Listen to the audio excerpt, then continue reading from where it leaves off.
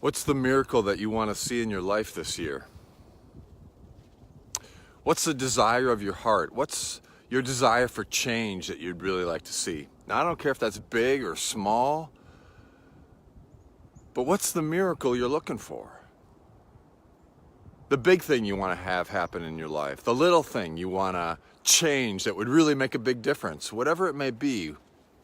There's a passage in Psalm 37:4 that says, God will give us the desires of our hearts. What if that was really true?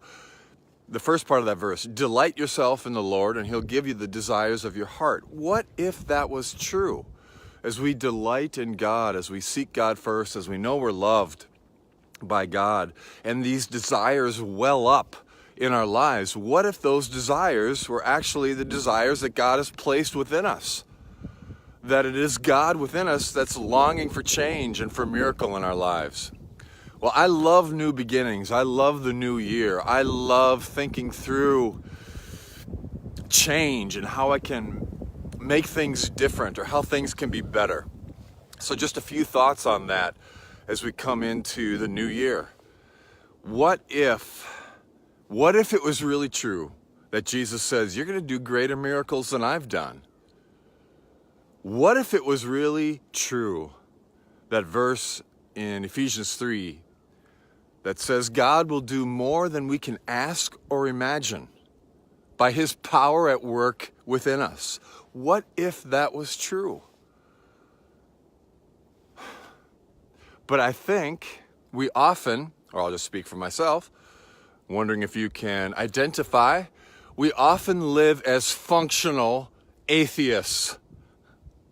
We don't believe that God gives us desires of our heart. We don't believe that we'll be able to do greater things that Jesus has did. We don't believe really that there's power at work within us that can do more than we can ask or imagine. So we live our lives as functional atheists. I don't want to live that way. I want to have this grand adventure of seeing God do things in my life that without God in them, there's no way they could happen. Why not have an adventure before we die? So the title for this little morning meditation is Trust and Proceed. Kind of the theme from Proverbs 3:5-6. Trust in the Lord while you are walking, while you are taking steps. And these three short words, trust and proceed, come from a pastor long ago, William Peterson, Bill Peterson at First Covenant Church, who gave me these three words. And I think they're deep and profound, but a simple, practical way to live out our faith. So, go for it. I'd love to hear from you what little or big miracle you'd like to see in your life this year. And to go for it, go for that, and to trust and proceed. And I've heard it said this way: pray as if it all depended on God, and work as if it all depended on you.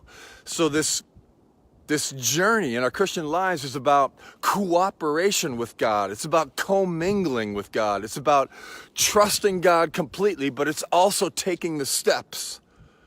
And there's the recipe. There's the prescription for living this incredible life of adventure in Christ. So, new beginnings.